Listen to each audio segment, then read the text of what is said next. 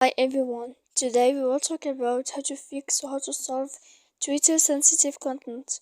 To know how to fix or how to solve Twitter sensitive content problem, you should just go to settings like this. You will click. After that, in this page, you go to click apps, default apps, app settings. When you will see this list, you will go down to find the application of Twitter and you will enter.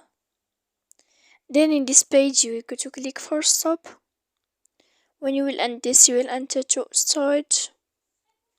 After that, in this page, you will click clear cache. Then you will go to click clear data.